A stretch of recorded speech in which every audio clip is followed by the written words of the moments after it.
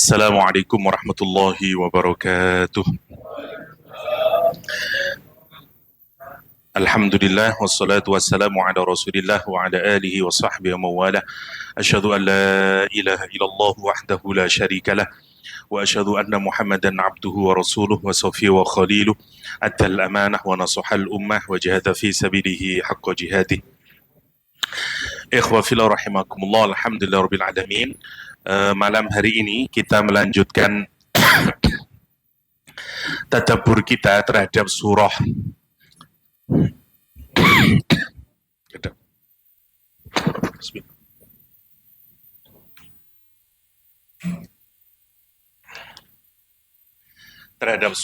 Al-Bayyinah, satu surah yang berkenaan dengan Rasulullah SAW dan Al-Quranul Karim. Mari kita lihat.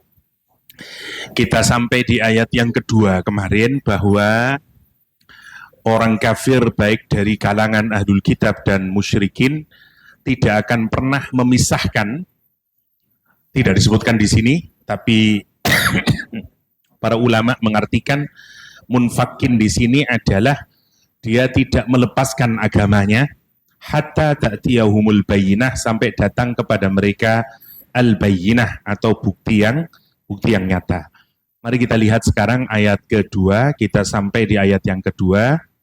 Allah SWT menyatakan, Rasulun minallahi yatslu suhufan mutahharah. Salah satu makna al-bayyinah, meskipun para ulama berbeda mengartikan bayyinah itu, ada yang menyatakan bayyinah itu Al-Quranul Karim, macam-macam. Tetapi kalau kita perhatikan dari ayat kedua ini, makna yang paling jelas tentang bayyinah adalah Rasulullah SAW sendiri. Rasul itu menjadi bukti kebenaran. Rasulun, yaitu Rasulullah SAW minallah, dari Allah SWT. Yang pertama, kata Rasul itu bentuknya adalah isim nakirah. Isim nakirah itu sesuatu yang tidak diketahui. Seperti kalau saya bilang, siapa itu? Seseorang. Seseorang itu bisa siapapun saja, toh. Karena kalimat yang dipakai adalah Rasulun, yang pertama. Seorang utusan. Siapa itu orang utusan itu? Wallahu a'lam, poin nomor satu. Tetapi yang menarik, karena kata Rasulun itu diakhiri dengan tanwin, menjadi Rasulun. Maknanya menjadi kok tiba-tiba batuk nih. Gara-gara muten hadir waktu peresmian kata saya. Lalu lo daftar nyawa pres waktu nih, kedisian Gibran tapi pas wonten ngaji kalau wonten sakit ngapunten sangat nggih. Kembali lagi sekarang.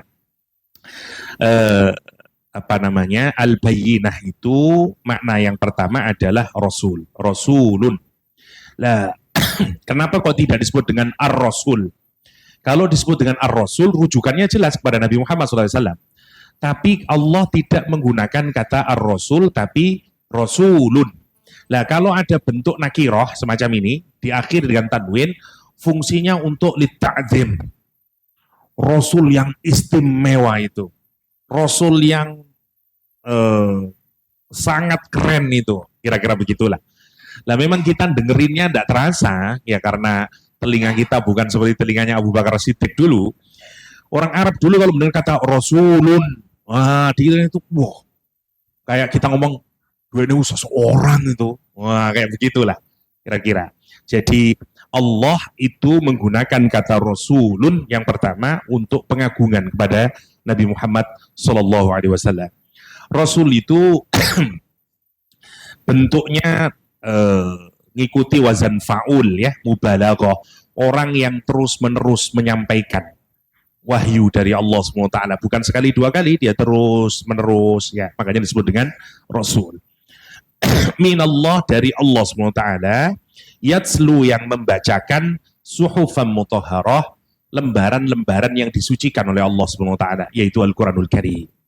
Jadi bukti nyata Rasulullah SAW itu adalah bahwa dia mendapatkan wahyu dari Allah SWT yang kemudian dibacakan kepada masyarakat Quraisy atau masyarakat Madinah saat itu, yang pertama.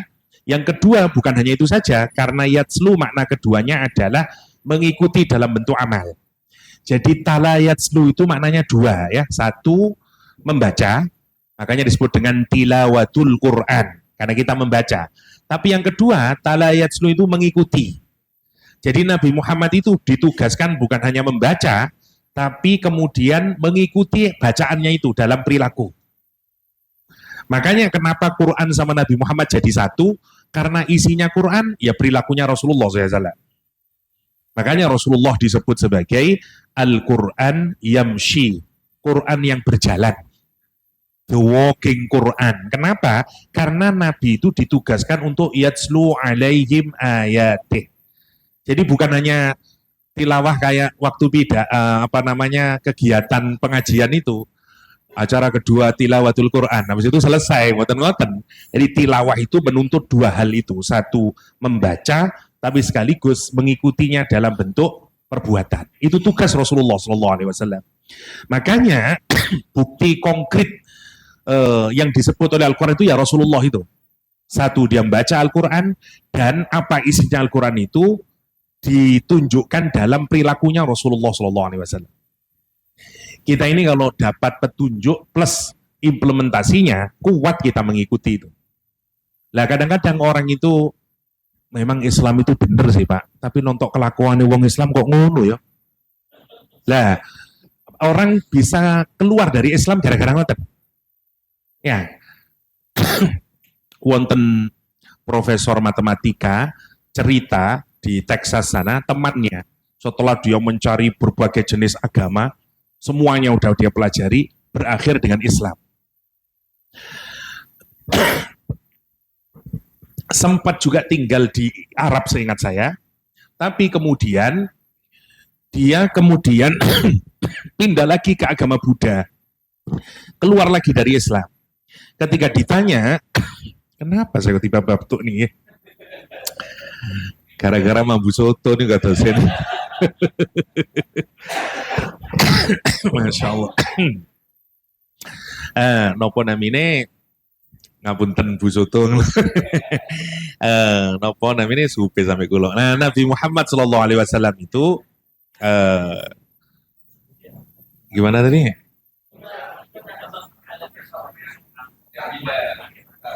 Gimana? Profesor matematika, selali kula pun. Masya Allah. Kulo nunggu duko, sering lupa antik-antik. Saya kemarin moderatori Yai Ahmad Baso di kampus nih. Nah, soalnya terlampau sering nyebut Gus Is, niku nggih Gus Is gitu kepada Kiai Haji Dr. Sopo jenenge Gus Is. Padahal kulo moderator, wisin kulo. Soalnya saya Profesor Gus Is Sopo. Isyrokun najah, bisa lupa saya, Masya Allah, memalukan gitu. Wallahu a'lam. Oke, lagi sekarang. Jadi, nopo tadi, lupa lagi, matematika. Ya. Jadi, dia datangi kemudian temannya ini yang pindah ke agama Buddha, ditanyain kenapa, kata dia, memang kalau saya teliti, tidak ada ajaran agama yang paling rasional, paling baik melebihi Islam. Tapi, saya lihat masyarakatnya itu, terutama setelah saya keliling Timur Tengah, kata dia, kok enggak sesuai dengan ajarannya itu. Kata dia, ngapain saya mempercayai sesuatu yang baik, tapi ternyata tidak implementatif. Saya lebih percaya sesuatu yang mungkin memang dia kalah, tetapi dia implementatif. Nah, buku ini kritik buat kita semuanya. Ya, cerita ini kritik buat kita semuanya. Kadang-kadang yang membuat orang lari dari Islam niku mboten sinten-sinten, ya kita orang Islam. Karena itu wonten doa, ya Allah, jangan jadikan kita ini sebagai apa? Penghalang orang untuk bisa mendapatkan hidayah Allah Subhanahu wa taala. Ya, itu salah satu doa yang diajarkan di dalam Al-Quranul Karim. Kembali lagi ke sini. Jadi Nabi Muhammad itu kenapa disebut dengan Al-Bayyinah? Bukti yang sangat nyata, karena satu, dia membacakan Al-Quran dan dia melaksanakan isinya Al-Quranul Karim. Karena itu powerful sekali Rasulullah SAW itu. Nah, Allah SWT menyatakan ini orang ahlul kitab, baik dari kalangan orang kafir, baik kalangan orang Quraisy atau orang ahli kitab, Yahudi dan Nasrani, tidak mungkin dia melepaskan dirinya dari agamanya sampai datang kepada mereka Rasulullah SAW yang kemudian membacakan Al-Quran. Masalahnya sekarang, apakah semua orang kafir dan ahlul kitab ketika datang Rasulullah SAW itu melepaskan agamanya? Ternyata kok enggak. Nah itu gimana maksudnya ayat ini? Tadi katanya lam yakunil ladina kafaru, orang kafir dari kalangan ahlul kitab dan dari kalangan orang musyrik tidak akan memisahkan diri dari agamanya sampai datang kepada mereka al-bayyinah, kan gitu. Bayyinahnya siapa? Rasulullah SAW. Masalahnya ketika Rasulullah hadir, kenapa mereka tetap musyrik? Kenapa mereka tetap dan seterusnya? Nah, ayat ini tidak berarti bahwa begitu Nabi itu hadir, kemudian mereka memisahkan diri. Enggak, macam-macam maknanya. Ya. Kalau ada enggak dari kalangan orang musyrik yang kemudian beriman kepada Rasulullah SAW, pada Allah, iya. Bahkan jumlahnya banyak, apalagi nanti di Fathu Mekah. Ada enggak di kalangan orang Yahudi yang tidak mau beriman kepada Allah SWT dan Nabi Muhammad? Tetap ada. Kenapa sih bisa begitu itu? Karena mereka itu menolak kebenaran.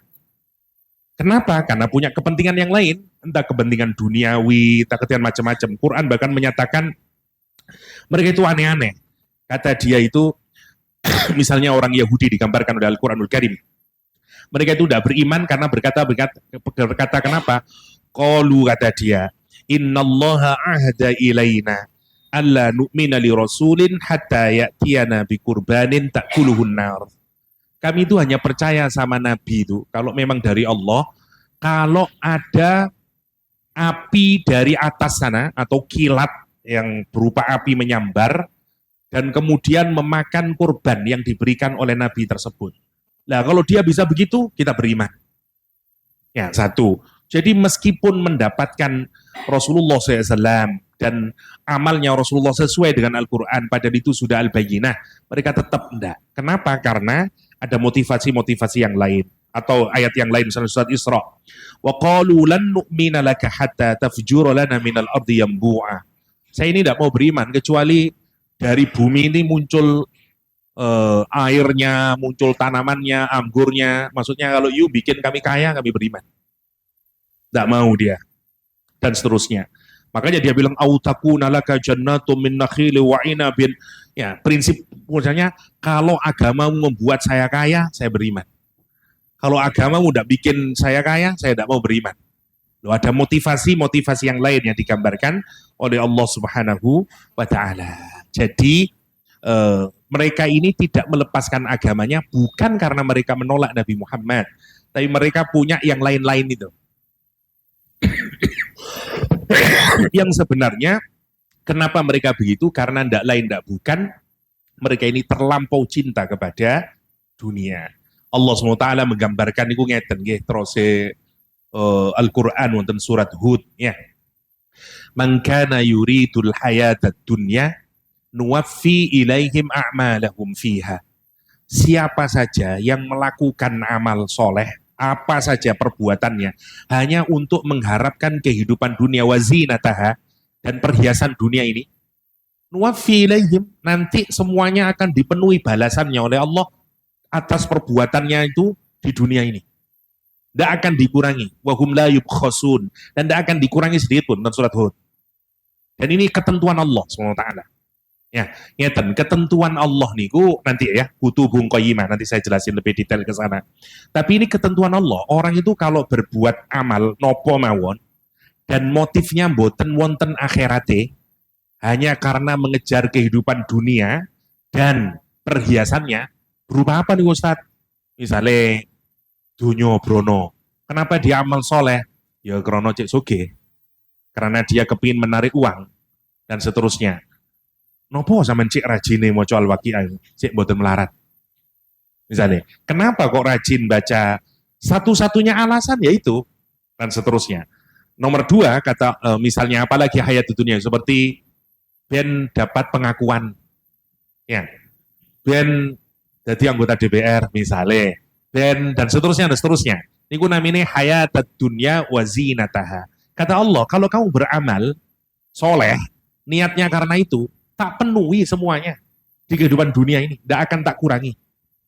Misalnya wonten wong bangun masjid, ya, naudzubillah mboten al-firdaus nih, ya. Niatnya agar dia cek dadi aku nyumbangnya masjid sama awakmu ya. Kurang piro maksudnya? Wes tak lunasi ae. Wah, wah terkenal di mana-mana. Tapi tulisan baliho ya ning ngarep kono sumbanganku misalnya dan seterusnya. Dan dia melakukan itu agar apa? Misalnya karena dia mau nyalek, karena dia mau apa? Pasti dipenuhi oleh Allah. Di dunia dia dipenuhi amalnya itu sesuai dengan amalnya. Seberapa dia amal baik, nanti amalannya balasannya apa pasti diberikan di dunia sebelum dia mati. Kalau dia belum diberikan, tidak akan mati dia. Makanya kita kalau lihat, kok iso ya wonge. Nah, tapi nanti di akhirat, dia tidak mendapatkan apa-apa. Kata Al-Quranul Karim, tapi di akhirat dia tidak dapat apa-apa, illan nar. Nggak ada dapat apa-apanya. Kenapa? Karena dia tidak ada amalnya untuk akhirat. Itu kaitannya ya. Ayat ini menjelaskan ada orang yang sudah didatangi Rasulullah SAW, mendapatkan berbagai macam bukti nyata, tetapi boten beriman. Kenapa? Tadi itu ada sebab yang lain. Dia tidak meninggalkan masih. Karena ternyata wonten yang lain lagi yang menghalanginya.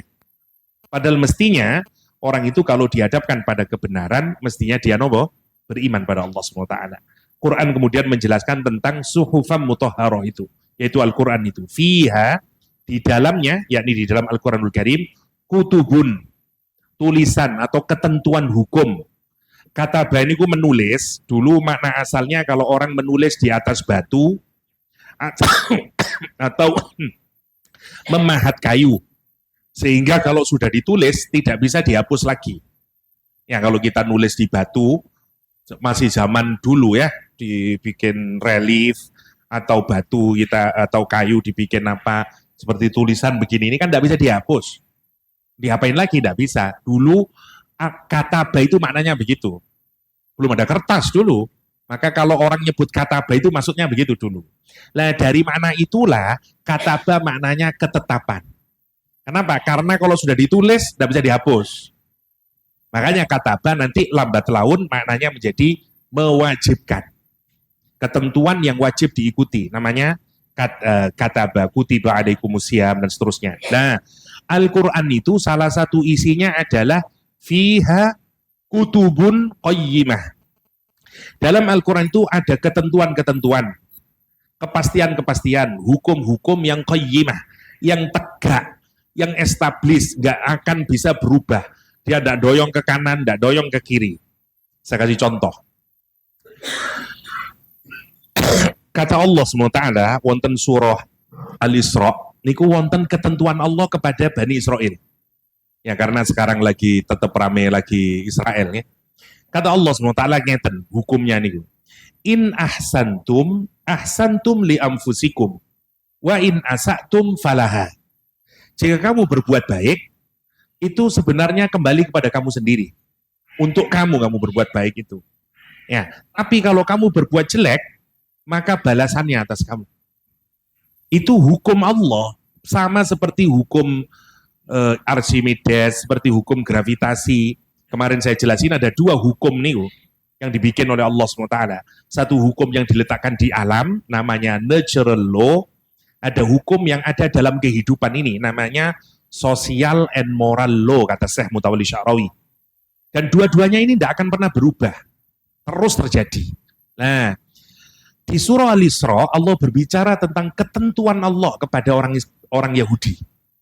Kata Allah SWT, wa qadayna ila bani Israila fil kitab, wa qadayna, dan kami tentukan, kami pastikan. Qadayna itu kalau bahasa kerennya binding and final decision. Nah, keputusan yang sudah binding, yang sudah final, nggak bisa lagi dirubah. Namanya qadha. Makanya wonten qadha wala qadar. Nah gitu. Wa qadayna, ini sudah ketentuan Allah SWT. Atas siapa? Bani Israel. Di mana ketentuan itu? Dalam Taurat dan juga dalam Al-Quranul Karim. Apa ketentuannya? Orang Israel itu akan melakukan kerusakan di muka bumi 2 kali, akan berperilaku amat sombong, sesombong-sombongnya 2 kali. Quran ini ngomong, boten kula, la tufsidunna fil ardi marrataini wa la ta'lunna uluwan kabira. Ayat ke-4, lalu tidak ke-3, ke-4 insyaallah dari surat Al-Isra. Jadi mereka akan berbuat kerusakan di muka bumi 2 kali, berbuat kesombongan ala niku di atas maksudnya. Jadi orang ini meten apa lek wong Jawa, adigang adigung. Ya. Wah, bermose di pelintir ngeten. Nah, ini gambarannya ala nih. La ta'lunna uluwan kabira. Dia itu sombong, newemen sombongi. Kapan itu 2 kali dilakukan di dunia ini? Nah, kapan itu diperkirakan adalah kapan ketika mereka bisa setelah pasca Nabi Sulaiman alaihissalam. Dulu kan tidak punya, jadi kan orang Israel itu diawali dari Nabi Ibrahim. Nabi Ibrahim saking Babilonia sana, masa Nabi Dawud jadi kerajaan, punya kerajaan sendiri di Palestina, diteruskan oleh Nabi Sulaiman. Lah Nabi Sulaiman meninggal, semuanya meninggal wafat, diteruskan oleh orang-orang Yahudi nih. Terus lah mereka itu nanti melakukan la tufsidunna fil ard, bunuh para nabi nomor 1. Nabi Yahya dibunuh, Nabi Zakaria dibunuh, Nabi Hezkel dibunuh, Nabi Daniel dibunuh, Nabi Isa akan dicoba bunuh. Nopo nih boleh buatan fasad nih. Quran Taurat dirubah-rubah, disobek, yuharrifunal kalima mawadhi'ihi. Belum lagi hukum dirusak, segala macam aturan dirusak semuanya. Dia berbuat zalim dan seterusnya. Bahkan Quran sampai ngomong kiai-kiainya adalah anjing-anjing. Niku orang Yahudi. Terus Quran nih, ya, famasaluhu kamasalil kalbi. Niku ulama Yahudi, perumpamaan mereka adalah seperti anjing, kata Al-Quran Al-Karim. Saking rusake dan seterusnya. Dan mereka sombongnya buatan karu-karuan. Bunuhin orang Nasrani saat itu di Palestina. Nah, apa kata Allah? Hukumnya tadi apa? Kalau kamu berbuat kejelekan, kembali lagi ke kamu. Dan tidak mungkin berubah nih. Quran menyatakan kemudian ayat selanjutnya, fa'idha wa idha ja'a wa'du ulahuma. Ketika datang janji hukuman Allah untuk kejahatan yang pertama kamu lakukan, apa hukumannya? Ba'asna, kami kirimkan, kami utus ibadallana, hamba kami, uli ba'sin syadid, yang sangat perkasa, sangat powerful. Fajasu, dia masuk ke setiap rumahnya orang Yahudi di Palestina. Dikeluarkan semuanya, dihinakan mereka, dan nanti dikeluarkan semuanya dari Palestina. Nah, jenengan galai sejarah, kapan itu terjadi? Nah, yang menghancurkan Palestina itu kata, wonten Cyrus, Persian King, wonten Titus, sing dadi mereka jam nih, Titus, Cyrus, dan segala macamnya. Macam-macam. Para ulama banyak, kalau kita buka tafsir, banyak merujukkan kesepakatannya itu lebih kepada raja, kalau dalam bahasa Arab, Bukhtanasor. Kalau dalam bahasa Latin, Nebukadnezar. Ya, bukan Apu Kate Pak Nizar, bukan Nebukadnezar. Ya. Nebukadnezar itu raja Babilonia. Jadi nanti Raja Babilonia ini menyerang Palestina, itu tidak menyisakan satupun orang Yahudi. Setiap rumahnya dimasuki. Dan diboyong semua orang Yahudi ke Irak. Makanya semuanya jadi budak di Babilonia. Wow, sudah kejadian ini berarti. Nah gitu. Al-Quran sudah kejadian. Kita harus yakin konten itu, karena salah satu Al-Quran itu isinya adalah menjelaskan, salah satu mukjizatnya Al-Quran, menjelaskan kejadian yang akan datang. Dan pasti kejadian. Idza jaa nasrullahi wal fatah. Nanti Mekah akan dikuasai oleh orang Islam. Waktu itu dereng dikuasai. Tapi yakin orang Islam pasti nanti. Kayak hadis palsu, nanti Masjid Al-Firdaus akan jadi misalnya. Ya kan yakin ya, buat tadi sih. Tapi kan yakin ini. Gambarnya wis jelas pasti jadi lah ngoten to. Lah, tapi wonten rawahu nggih. Rawahu takmir kalau itu. Lah, tapi maksudnya itu Quran niku nggih ngoten niku. Bayangkan nggih, Romawi saat itu baru saja dikalahkan oleh Persia. Dulu kan dua kerajaan besar, kalau sekarang Rusia sama Amerika, yang katakanlah dulu itu Romawi sama Persia. Romawi dihancurkan oleh Persia. Kolab hancur Romawi. Sorak-sore orang Mekah nih. Karena podo kafire. Jadi bolo-boloan kayak kita nonton sepak bola nih loh. Di anu iki Islamovic lawan siapa? Kalau seneng nonton UFC. Sopo iki anu lawan gua. Kita kan milih sing podo Islami to. Wah, Islami. Iki siji sopo jenenge tekan Amerika wis weneng. Kalah no yes. Kayak dulu Mike Tyson itu loh. Nopo malih mlebet Islam wis tambah. Lah, dulu orang Islam niku belo Romawi. Kenapa? Karena dia ahlul kitab. Sik percaya teng pangeran. Persia niku orang kafir. Nyembah api. Lah waktu mereka perang ilo-iloan.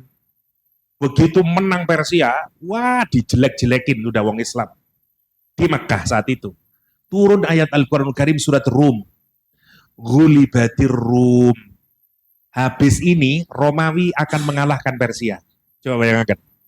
Ini baru saja dikalahkan nih. Dalam waktu, dijelasin waktunya oleh Quran. Fi bid'i sinin. Dalam kurun waktu 3 sampai 10 tahun. Bid'un itu 3 sampai 9, 3 sampai 10 tahun. Tidak akan lebih dari 10 tahun. Coba, ini gue lek boten saking Gusti Allah, jenengan sakit ngomong itu. Iki mari ini Hamasi menang, kira-kira 3 bulan mana? Ya enggak bisa lah, kita enggak mungkin itu. Nah, itu Quran yang menyatakan sampai taruhan antara Abu Bakar Siddiq dulu sama orang Quraisy. 100 ekor unta kayaknya taruhannya. Sampai sangoten nih dulu waktu itu Jadi Masya Allah kalau kita pikirkan itu. Dan benar-benar kejadian. Kapan nanti menang nih? Ketika kita menang perang Badar, Romawi memenangkan itu. Jadi wong Islam itu bunga loro. Nomor 1, menang di perang Badar. Nomor 2, Persia jungkel.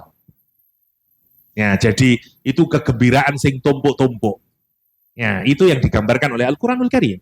Nah, tentang Israel itu, wonten surahnya namanya surah Bani Israel atau surah Al-Isra.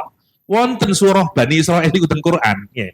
Nama lainnya surah Al-Isra atau surah Bani Israel. Nah, ayat ketiga, 4 sampai ke 8 niku cerita tentang ketentuan Allah terhadap Bani Israel. Dan itu pasti terjadi, tidak mungkin tidak. Kulo yakin, tidak yakin tidak di Muslim lah gitu. Itu ketentuan dari Al-Quranul Karim. Nah, kata Allah SWT, nanti setelah itu menarik kalimatnya itu. Summa rodatna, kemudian kami kembalikan orang Yahudi ini. Dikembalikan kemana? Ke Palestina. Dan kemudian dia mengalahkan kamu. Yang menarik lihat. Wa amdatnakum bi amwali wa banin. Dan kemudian saya extend kekayaan mereka. Allah membuat mereka kaya raya sampai detik hari ini. Sinten wong paling sugih ning donya? Yahudi. Jadi kalau mau coba bener Quran ini. Ya karena memang dibikin gitu. Ya tentu wonten alasannya. Memang dia pinter gelek duit dan seterusnya. Tapi kan nyambung antara ketentuan Allah dengan yang terjadi di lapangan. Wa amdatnakum bi amwalin wa banin, dan anak cucunya kemudian. Sampai kata Allah, wa ja'alnakum aktsara nafira. Kemudian kami jadikan dia satu kelompok. Saking New York pindah ke Palestina, saking Melbourne pindah saking punti-punti. Settlement dibuka lagi dan seterusnya. Nah, tadi rumusnya apa? Dia akan melakukan kerusakan 2 kali. Nah, berarti setelah mereka dikasih kekuatan oleh Allah, mereka akan melakukan kerusakan lagi. Kapan niku lek ditingali tondo-tondone, mereka sudah melakukan. 1, mereka sudah latubsidunna fil ard. Berapa banyak, berapa ribu atau mungkin ratus ribu orang Palestina yang sudah dibunuhin oleh tentara Israel. Ya, wah terlampau banyak lah. Semua mulai organisasi apapun internasional, hatta UN menyatakan mereka melanggar internasional law. Tapi Israel tidak pernah peduli. Tetap baik dan seterusnya. Yang menarik itu. Jadi mereka membuat fasad di muka bumi ini, nomor satu. Nopo malih kalau jenengan lebarkan lagi fasadnya nih, nopo mawon lah. Hampir semua industri di dunia ini Yahudi kabeh. Dan dia sangat menguasai kita. Jenengan tangi turu sampai turu malih Yahudi, dan nih ya nopo. Tangi turu membeli aqua Yahudi. Lagi dah. Aqua Yahudi, Danon Yahudi. Ngombe teh Sariwangi Yahudi. Iya, nopo. Unilever, sikat gigi pakai Pepsodent Yahudi. Unilever, kita pakai sampoan, jangan double nopo. Mau pakai Head and Shoulder, mau pakai apa? Semuanya produknya Unilever Yahudi. Buka laptop Yahudi balik, kabeh. Nada, dia menguasai kita. Wa amdatnakum bi amwal, kata Al-Qur'anul Karim. Masya Allah.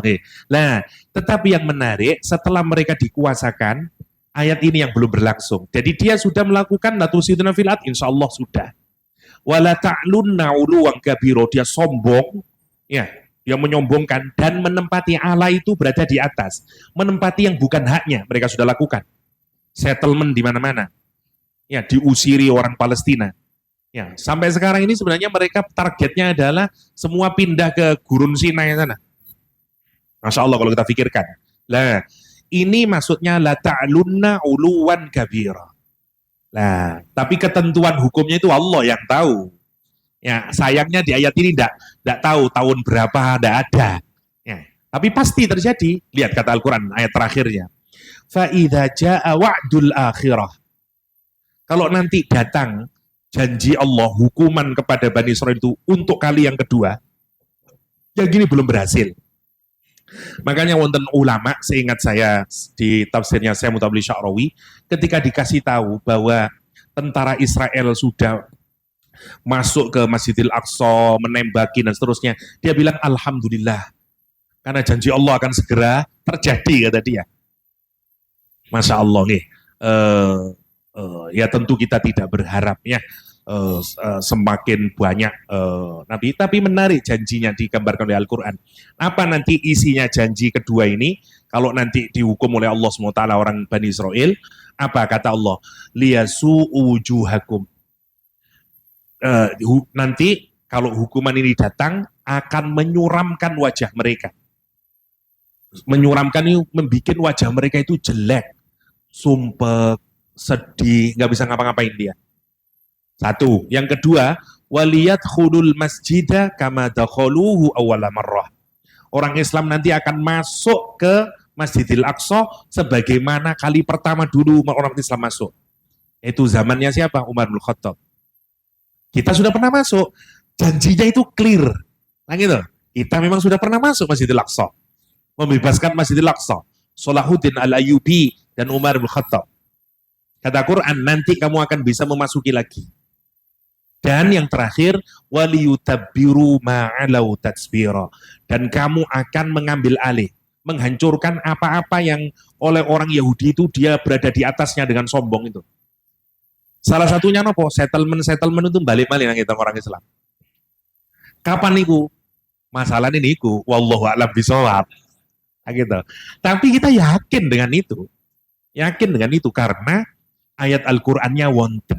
Ayat Al-Qur'annya wonten. Tapi kita tidak tahu kapan itu terjadi.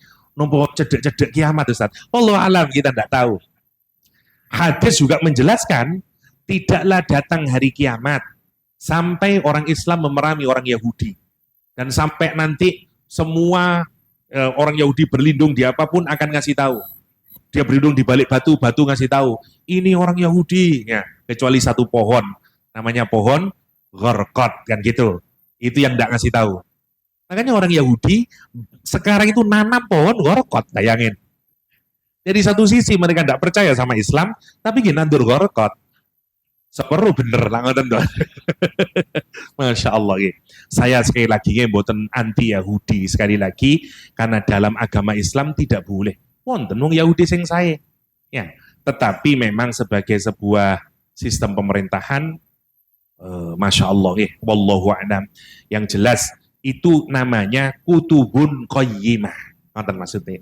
Quran itu salah satu isinya Quran fiha kutubun qayyimah. Lah kita kalau ngelihat gitu, mosok jenengan mboten percaya dan itu saking pangeran.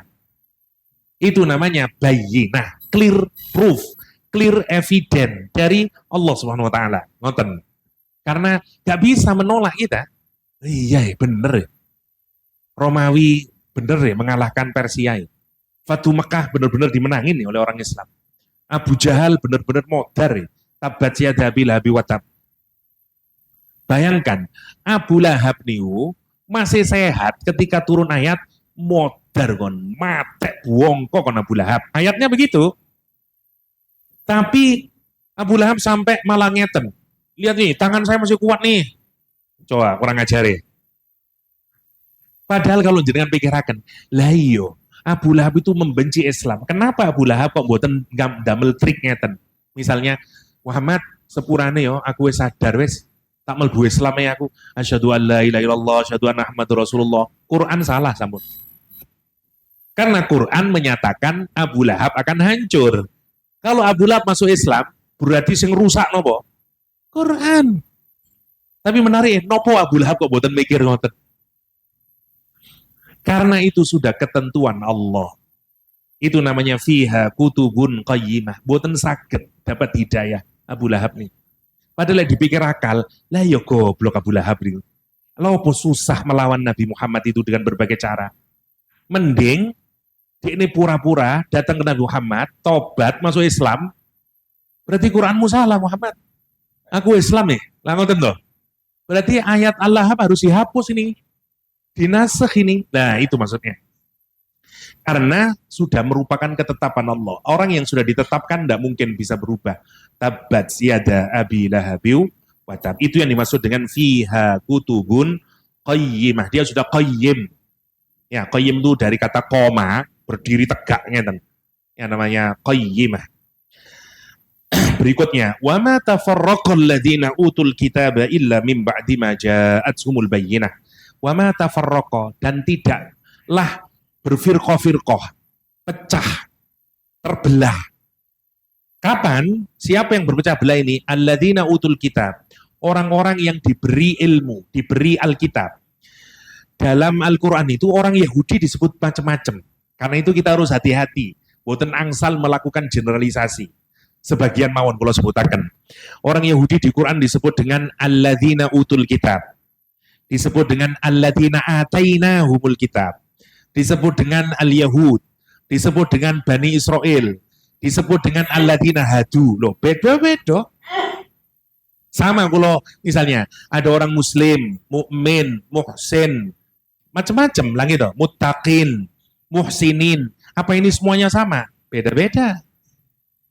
Orang Yahudi nggak beda-beda tentang Al-Quranul Karim itu. Karena itu kalaulah ulo mangkele wis tutuk merigi teng Israel saat ini. Tapi kita tidak boleh menjelekkan orang Yahudi secara umum. Kenapa? Karena beda-beda orang Yahudi ini. Tapi lek Zionis, lah niku laknatullah. Tapi lek wong Yahudi nggih beda-beda. Karena Quran mawon beda-beda. Kalau disebut Yahud niku welek. Tapi kalau disebut alladzina hadu, saya. Kalau disebut alladzina ataina, wonten Allah, Allah memberikan kepada mereka kitab, baik.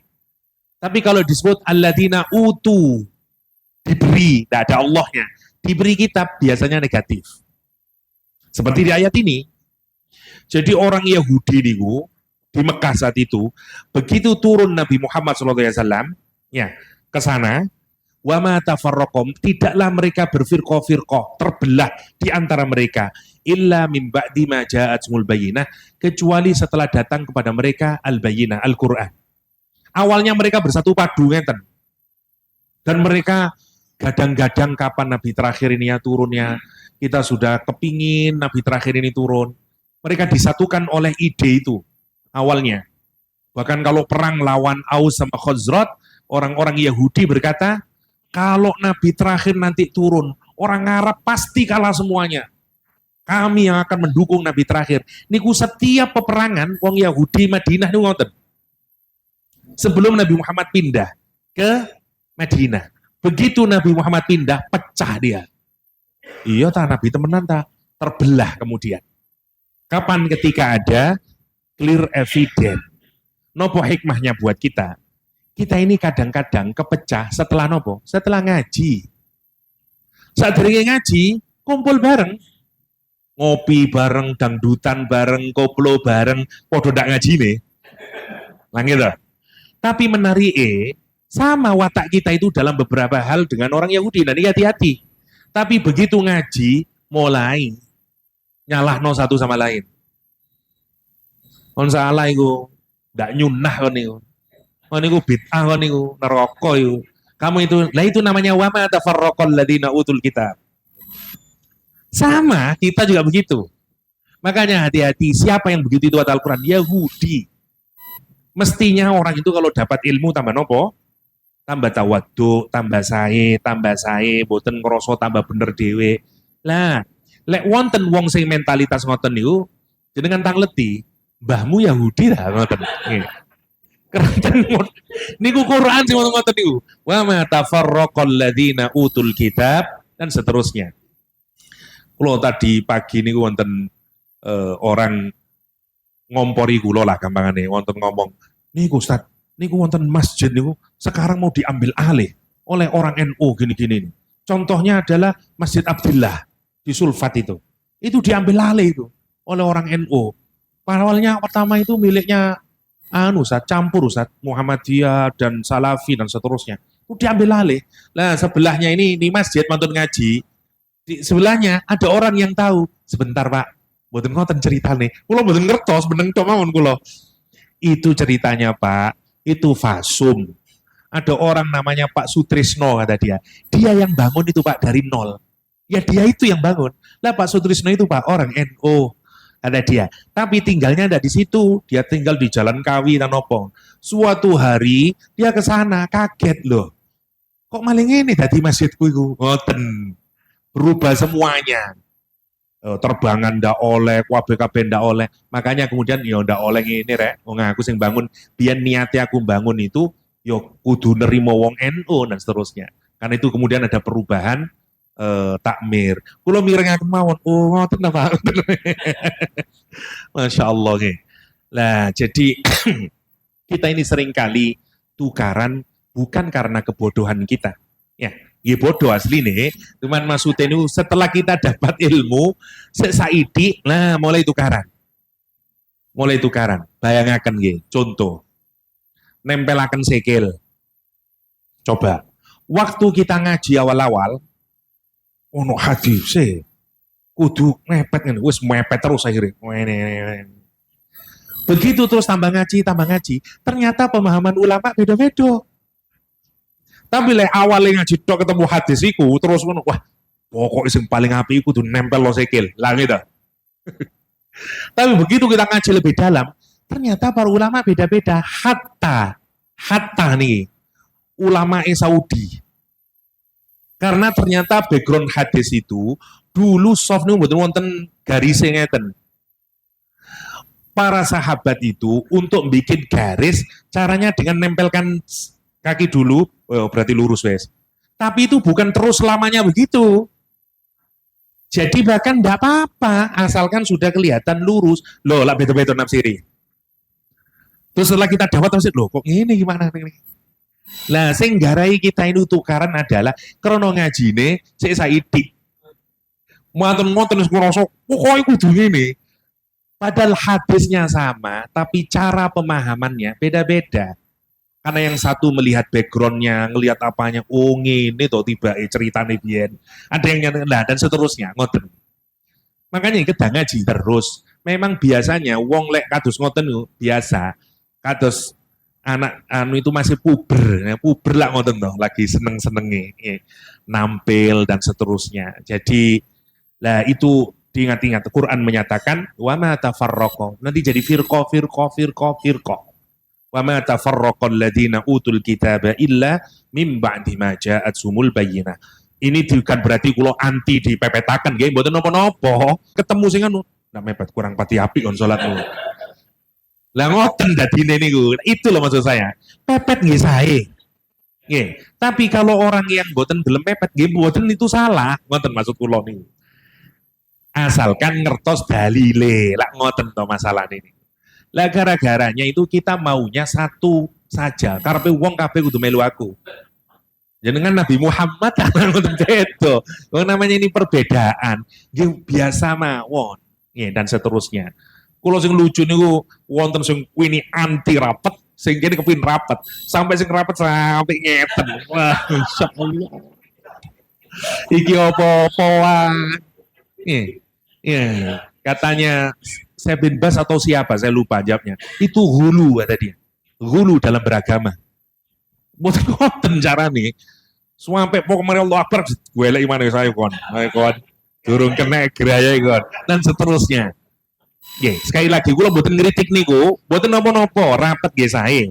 Maksud kula, niku nggih sae, bagian dari kerapatan dan seterusnya. Tapi wonten makna yang lain dan seterusnya. Kersane kita niki mboten tukaranan. Jenengan kalau teng Mekah mriko, ndak kabeh wong rapet. Nah gitu. Malah sumpek sing kuwi wireng wambune kecut, waduh ruwet. Dan seterusnya dan seterusnya. Dan banyak orang, ada orang sing susah kalau rapat kados kula niku 2 space kula. Lah gitu, kerapatan susah loworo mriki kula lek mboten pati anu. Karena nahan ngene, numpane imame suwi bisa aduh gitu. Macem-macem agama niku ngoten. Jadi mboten ndak bisa. Kita ini harus karena itu di agama wonten pilihan-pilihan yang memudahkan kita. Nggih. Nom-nom semua sepakat rapat saya kayak kelihatan rapi dan seterusnya. Tapi wonten wong sing pancen mboten saged dirapetaken niku. Keranten dia entah asam urat lah, entah nopo lah macam-macam. Alhamdulillah wonten pendapat yang lain. Niku indahnya fikih. Fikih niku ngoten. Fikih niku luwes. Mboten kados akidah. Akidah niku saklek. Pokoknya siji, ndak siji salah. Lek fikih mboten. Wonten celah-celahnya yang memudahkan kita. Satu ayat lagi. Wa ma umiru illa liya'budullaha mukhlishina lahuddin hunafa'a wa yuqimus shalah wa yu'tuz zakata wa dzalika dinul qayyimah. Kata Allah SWT, wa ma umiru, tidaklah mereka itu diperintah oleh Allah SWT kecuali liya'budullah, menyembah kepada Allah SWT. Ilmu itu harus mengarahkan kepada ubudiyah, penghambaan kita kepada Allah Subhanahu wa taala. Kalau sudah dapat bayinah, dapat ilmu, kemudian kedan apa? Ibadah. Lah ibadah niku kedan apa? Kata Al-Qur'anul Karim, mukhlishina lahuddin. Kedah ikhlas semata-mata hanya karena Allah Subhanahu wa taala. Lah niki yang nopo namine ditujukan. Jadi semua ilmu dan seterusnya monggo digerayai. Sama seperti orang Yahudi itu, apa yang membuat dia meskipun sudah dapat ilmu kok mboten saged beriman kepada Allah, menerima Nabi Muhammad, ya karena mboten ikhlas niku tadi. Mboten tulus, masih kuatah yang lain-lain tadi. Sing gandoli. Ya, termasuk urusan dunia tadi. Urusan dunia. Makanya tidak lain dan tidak bukan inti dari agama itu adalah ibadah sing ikhlas, mukhlishina lahuddin. Hunafa niku ada hanaf wonten janaf. Hanaf itu condong kepada kebaikan, janaf condong kepada keburukan. Bedo hak kali jim gitu. Nah, dari hunafa niku orang yang condong kepada kebaikan. Nomor 1. Nomor 2, hanif itu juga bisa sing boten ekstrim. Hunafa nih. Rasulullah SAW menyatakan bu'istu bil hanafiyatis samhah. Aku itu diutus oleh Allah untuk membawa agama, ajaran agama yang toleran, yang tasamu, yang boten ekstrim. Rasulullah SAW. Ya. Jadi nopo namine niku namine hunafa. Jadi yang pertama ibadah yang tulus. Inti dari agama niku ngawulo. Lah ini yang kalau dilebarkan panjang ya, tapi singkatnya sadari diri kita niku seorang hamba. Hamba niku mboten nggak ada kemerdekaan kecuali diatur oleh Allah SWT. Niku hamba. Mboten karepe dhewe, karena hamba diatur wonten aturannya. Namanya hukumnya, syariahnya Allah SWT. Hamba itu 24 jam. Kita ndak merasa nggih kula lek teng langgar hamba Allah. Tapi lek di umah siji maneh karepku dhewe guys. Enggak. Hamba itu 24 jam. Oke. Dan seterusnya ya. Ini ku namine hamba. Yang kedua, Allah nyeritain apa? Wa yuqimus shalah, menegakkan salat. Wa yu'tuz zakah, memberikan zakat. Wa dzalika dinul qayyimah. Itulah agama yang lurus, yang tegak, yang qayyim, yang ndak bengkok dan seterusnya. Jadi pijakan kita ibadah niku ikhlas, bentuknya dua, ibadah kepada Allah, ibadah kepada makhluk. Ibadah kepada Allah bentuknya adalah yuqimunas shalah, ibadah kepada makhluk contohnya adalah yu'tunaz zakah. Kalau kita melakukan itu namanya dinul qayyimah, agama sing bener, agama yang lurus, yang tegak, namanya ad-din al-qayyimah. Jadi intinya kalau disederhanakan, fondasinya ubudiyah, ikhlas. Kita adalah hambanya Allah, budaknya Allah SWT. Dalam kehidupannya dua, dia membangun hubungan baik dengan Allah, simbolnya sholat, dia membangun hubungan baik dengan manusia, simbolnya adalah zakat. Nah kalau kita bisa begitu, inti dari agama itu, inti dari agama lah ngoten toh. Yo nopo hubungan saya kali Gusti Allah, yo nopo hubungan kali orang lain jadi baik. Wis sing konten niku agama. Dan kita melakukan itu semuanya, kenapa? Karena kita hambanya Allah. Boten karena yang lain, tidak motivasi yang lain. Aku apik kepada tetanggaku karena Allah menyuruh saya begitu. Saya cintai istri saya karena Allah menyuruh saya begitu. Saya berbuat baik kepada teman-teman saya meskipun saya berbeda mungkin manhajnya karena Allah menyuruh saya begitu. Ngoten maksudnya. Niku namine dinul qayyimah. Nggih, insyaallah masih wonten separuh lagi kita teruskan di pertemuan mendatang.